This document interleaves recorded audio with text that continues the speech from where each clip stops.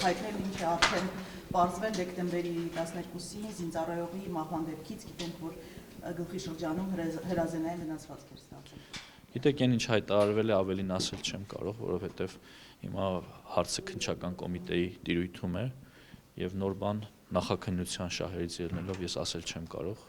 Իհարկե ցավում եմ դեպքի առնչությամբ, բայց նոր բան ասել չեմ կարող։ Պարոն Պապիկյան, ամանորը մոտենում է եւ սահմանների սովորաբար այս շրջանում ավելի վերահսկողությունը կստացվում է, ինչ է արվում այս օրերին եւ ամանորի հետ կապված, որպեսզի լարվածություն չլինի, խնդիրներ չառաջանան։ Չեմ կարծում, որ հիմա ինչ որ լարվածության մասին մտահոգություն կարող է լինել, սահմանին շատ հանգիստ է եւ պատրաստվում ենք ամանորին, այո, տոնական օրերին բնականաբար ծառայությունը ավելի զգոն է, բայց հաշվի առնելով նաեւ եղանակային պայմանները, քամի, բուքը, այլ մտահոգություններ ունի այսօր զինված ուժերը եւ մենք մեր առօրյա խնդիրներով ենք զբաղված։ Այսինքն հիմա քամին ու բուքն է խնդիրը։ Այո,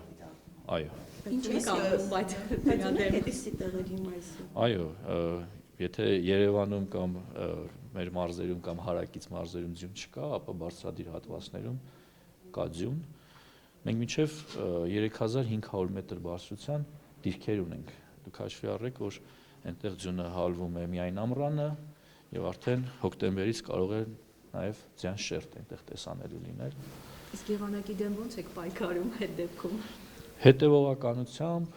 մեր բոլոր դիրքերի ճանապարհները մշտապես փակվում են եւ բանակային դիրքեր տանող ճանապարհները ամեն ինչ արվում է, որ մշտապես բաց լինեն։ Պարոն նախարար, շարունակելով թեման, գործընկերոջս զինծառայողի մահվան հետ կապված դուք տեղեկություն ունեք, կան արդյոք մեղադրյալներ կամ Ես չեմ կարող դրա մասին խոսել, կարծում եմ դա այն հարցն է, որ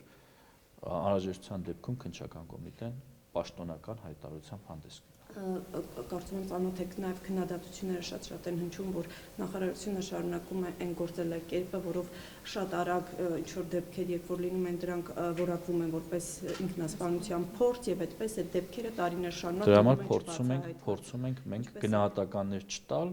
որպեսզի նման հարցեր չծագել։ Գնահատողը մենք չենք, կան մարմիններ, որոնք պիտի տան այդ գնահատականները։ Շնորհակալ եմ։ Որ կարող եք գոնե ասել, որ